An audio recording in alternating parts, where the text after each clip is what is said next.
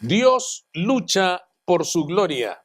Este es el título de nuestro estudio de este domingo y vamos a leer en el primer libro de Samuel, en el capítulo 5, desde el verso 1 hasta el verso 5. Primer libro de Samuel, capítulo 5, del verso 1 al verso 5.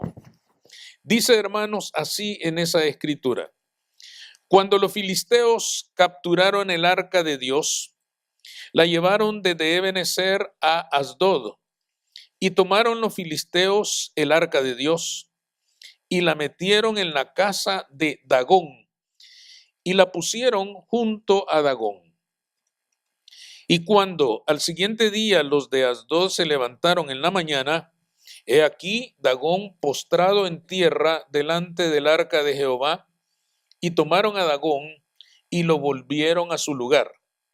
Y volviéndose a levantar de mañana el siguiente día, he aquí que Dagón había caído postrado en tierra delante del arca de Jehová, y la cabeza de Dagón y las dos palmas de sus manos estaban cortadas sobre el umbral, habiéndole quedado a Dagón el tronco solamente. Por esta causa, los sacerdotes de Dagón y todos los que entran en el templo de Dagón no pisan el umbral de Dagón en Asdod hasta hoy. Vamos a leer hasta ahí. Dios se ha revelado al ser humano para que nosotros lo conozcamos.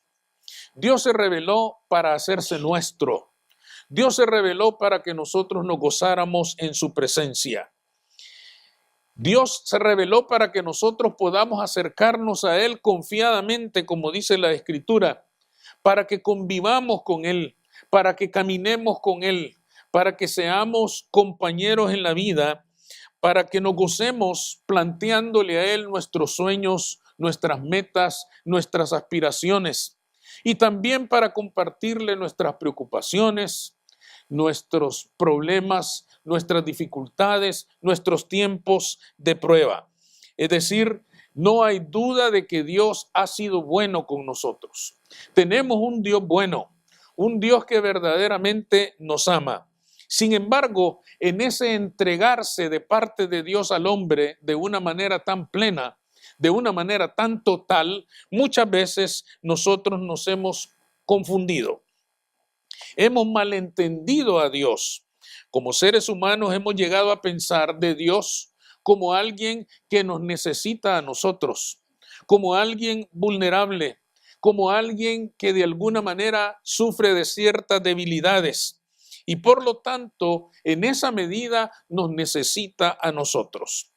Si ustedes lo piensan, quizás es por esto que muchas veces nosotros dejamos de asistir a la iglesia.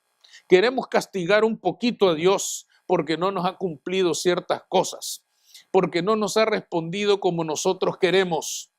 Y entonces decimos, este domingo no voy a la iglesia. Pensamos quizás que Dios va a lamentar ver nuestra silla vacía y que Dios se va a poner triste, que Dios se va a hacer menos porque nosotros no llegamos. Lo cierto, hermanos, es que Dios sigue siendo eterno, vengamos o no vengamos. Dios sigue siendo Dios, le seamos fiel o le abandonemos corriendo tras cualquier ídolo. Dios sigue siendo Dios, aunque nosotros vivamos en rebeldía para con Él. Dios sigue siendo Dios, aunque nosotros lo neguemos. A Él no le pasa nada, porque Dios lucha por su gloria por sí mismo. La gloria de Jehová no se disminuye porque el hombre lo niegue. La gloria de Jehová no se hace menos porque el ser humano diga que Dios no existe. Al contrario, dicen algunos pensadores, solo se puede negar lo que existe. Y si alguien dice Dios no existe, es porque Dios existe.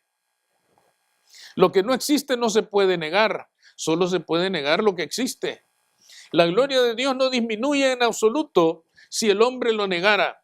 Somos nosotros los que necesitamos de Él. Somos nosotros los que sí somos vulnerables. Somos nosotros los que sí estamos afectados de debilidades, de imperfecciones, de problemas y de dificultades. Somos nosotros los que tenemos necesidad de Él. Él ciertamente no necesita de ninguno de nosotros, pero nos ama.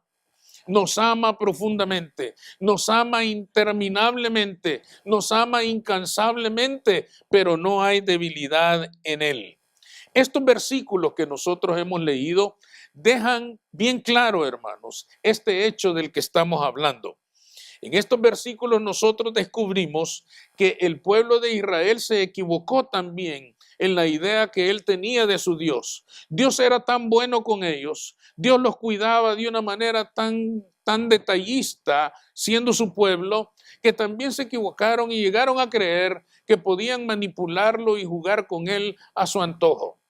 Dolorosamente tuvieron que descubrir que no es así. ¿De qué verdad estamos hablando? ¿Qué verdades descubrió el pueblo de Israel en esta experiencia que tuvo cuando robaron el arca? Lo primero, que Dios no necesita que le defendamos. Ya nosotros hemos tocado este tema de la batalla de Ebenezer en otras ocasiones. Fue una batalla terrible donde los filisteos arrasaron con Israel.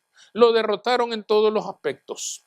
La pérdida más grande que Israel sufrió en esa batalla es que los filisteos se llevaron el arca. El arca era el símbolo religioso más importante de Israel. El arca simbolizaba la gloria de Jehová. El arca simbolizaba la presencia de Dios. Por lo tanto, el arca de Dios era para ellos algo incomparable. Nada era más importante para ellos que el arca de Dios. Sin embargo, los filisteos la llevaron a la batalla pensando, si traemos el arca, él va a luchar por nosotros y vamos a ganar. Además, ¿qué le puede pasar al arca si aquí estamos nosotros? ¿Qué le puede pasar al arca de Jehová si nosotros lo vamos a defender? Pues le pasó que se la llevaron los filisteos. Y todos salieron huyendo y todos corrieron cada quien para su casa. Pensando así entonces en que ellos iban a defender el arca fue llevada por los filisteos y puesta en un templo pagano, en el templo de su Dios, en la casa de Dagón. Pusieron ahí el arca de Jehová como otra conquista más, como otro trofeo de su Dios. Lo llevaron a su templo y ahí terminó arrinconada el arca de Jehová, humillada por la incredulidad de su pueblo. Lo importante de esto, hermanos, es que durante muchos años el arca había permanecido en Israel solo vigilada por los sacerdotes y no le había pasado nada. Pero hoy que estaban todos los ejércitos de Israel, ahora se la llevaron los filisteos. Ahora que se podía pensar que estaba más segura que nunca, es cuando en realidad le fue arrebatada y terminó en un templo pagano. Sin embargo, ustedes leyeron en el pasaje que todo lo que pasó cuando el arca fue puesta en ese templo pagano. Dios se cuida solo. ¿Por qué se llevaron el arca entonces? Porque su presencia no estaba en ese lugar. Estaba el arca, el mueble solo, pero eso era solo el símbolo. La presencia de Dios no estaba ahí porque su pueblo no lo había invocado, porque su pueblo no había aclamado su nombre, porque su pueblo había confiado en sus fuerzas militares para vencer al enemigo y no en Dios. Por lo tanto, el arca estaba vacía. El arca, hermanos, es como hoy en día un templo. El templo solo no es nada. El templo se llena de gloria si la presencia de Dios desciende en ese lugar. Amén. Pero no garantiza que la presencia de Dios esté ahí. El arca estaba, pero Dios no estaba. Y el arca, lógicamente, fue arrebatada por los enemigos. ¿Por qué es importante saber que Dios se defiende, no nos necesita a nosotros para defenderse? Porque hoy en día Dios está bajo un severo ataque de parte de un mundo incrédulo. Hoy en día, hermanos, muchos famosos entre actores, actrices, políticos, periodistas, gente que aparece en las primeras planas todos los días, se declaran públicamente ateos y se declaran públicamente en contra de todo lo que tenga que ver con Dios. Se declaran públicamente en contra de todo lo que tenga que ver con la Biblia como la palabra de Dios. Más todavía, estamos viendo cómo reconocidos cristianos están volviendo a la religión que dejaron atrás y lo están haciendo públicamente y diciéndole a todo mundo que regresan a aquello que ya habían dejado atrás. Dios nos parece entonces indefenso. Cuando nosotros vemos esas cosas, nos llenamos quizás de indignación, de enojo y decimos hay que hacer algo, hay que defender a Jehová. Pero Jehová, hermanos, no necesita de nosotros para defenderse. Él se defiende solo. La gran pregunta es entonces, ¿y qué vamos a hacer entonces? ¿Cruzarnos de brazos y no hacer nada? ¿Qué vamos a hacer entonces? ¿Decir vamos a orar y que Dios haga lo que Él quiera? Lo que nosotros tenemos que hacer, hermanos, cuando vemos estas señales en el mundo de hoy, es seguir predicando el verdadero evangelio de Cristo para que su presencia descienda en esta tierra. Y cuando prediquemos a Cristo y su presencia esté en esta tierra, Él luchará por su nombre, Él luchará por su gloria, Él luchará por su dignidad, Él luchará por su eternidad, porque Él es el Dios eterno. Amén. Esto es lo que a nosotros nos corresponde, no ponernos a pelear con nadie, no ponernos a batallar en el plano humano con ninguna persona. Lo que a nosotros nos corresponde es seguir predicando el verdadero evangelio de Cristo. Si no predicamos el verdadero evangelio de Cristo, ahí pudiera estar la clave de que Dios no se defienda. Porque tenemos que reconocer en este punto que en muchos lugares se dice que se predique el evangelio porque se lee la Biblia, pero se hace una interpretación del evangelio tan lejana de la verdad que termina siendo solamente una religión vacía. De manera que para asegurarnos que Jehová luche por su gloria, asegurémonos primero de que estamos predicando el verdadero evangelio de Cristo. Si el Señor no lucha por su gloria, es porque a lo mejor estamos cargando arcas vacías. Estamos cargando arcas vacías, símbolos de nuestro Dios, pero no estamos logrando que su gloria descienda en medio de nosotros. Los símbolos no son Dios. Símbolo quiere decir algo que representa a otra cosa. Pero no son Dios. Llevar una Biblia debajo del brazo no hace presente a Dios. Nosotros podemos tener todas las versiones de la Biblia que querramos. Llevar una en el carro, tener una en el baño, no en el dormitorio, no en la sala, y no la leemos nunca. Tener solo la Biblia o llevar la Biblia debajo del brazo no hace presente a Jehová. Pero Jehová se hace presente cuando al menos cumplimos algo de lo que conocemos de esa Biblia. Entonces la gloria de Dios desciende en medio de nosotros. Saludarnos y decirnos Dios le bendiga, hermana, Dios le bendiga, hermano, no nos hace cristianos. Algunas personas equivocan y cuando nos ven en un lugar público, hermano, ¿cómo está? Dice, esos son evangélicos. A lo mejor sí. Esperemos que sí. Pero no porque se dicen hermanos son evangélicos. Son evangélicos si predican y practican el verdadero evangelio de Jesucristo. Amén. Pero decirnos hermanos no es la clave. Hay cristianos que conducen sus automóviles y pegan stickers en sus bumpers hermosos, preciosos. Dice, no me siga a mí, siga a Cristo. Precioso eso, ¿verdad? Lindo. Regalo de Dios le ponen otros a su casa. Quiere decir que se lo regaló el Señor y uno dice que tremenda esa persona, pero manejan como impíos. Y Dios guarde que alguien les vaya a decir algo porque prepárense. Quiere decir, hermanos, que los stickers no salvan a nadie. Eso le pasó a una persona, dicen por ahí. Una persona tenía su carro lleno de stickers cristianos, preciosos, y falleció. Y llegó con San Pedro. Y llegó con San Pedro en su carro.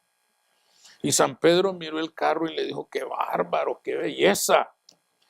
¿Cómo te llamas? Y él dio su nombre. No apareces aquí. El carro se puede quedar, pero tú no. Porque el carro no hace cristiano a nadie. El hablar no hace cristiano a nadie. El hacer hace descender la gloria de Jehová en medio de su pueblo. Amén. El practicar, el vivir.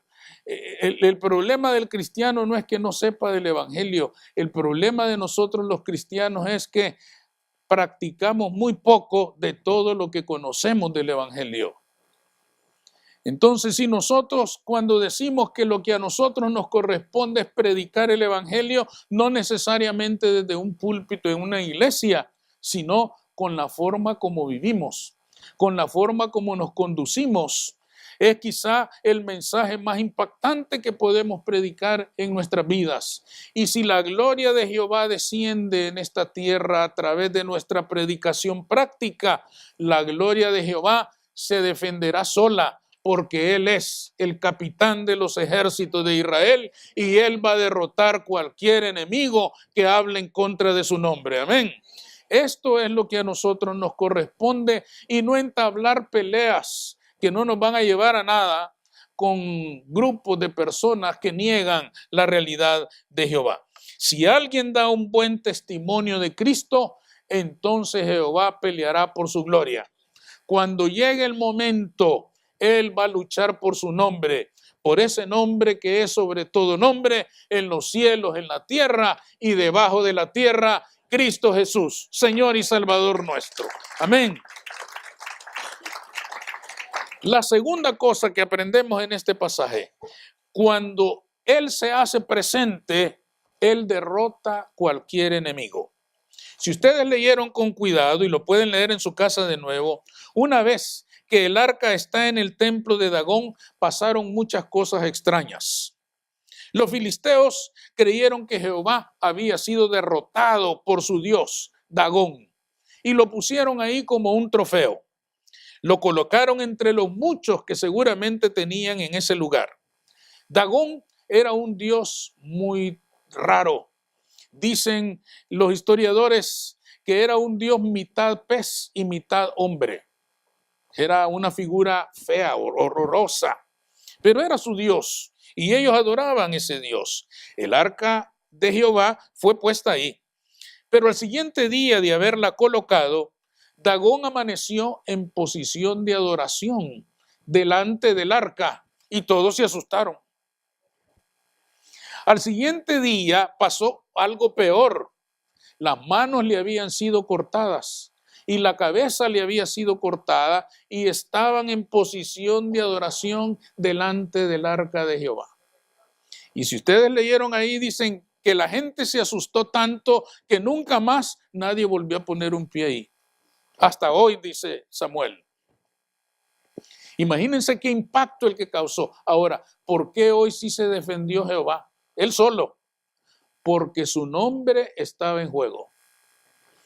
Porque se estaban burlando de su nombre.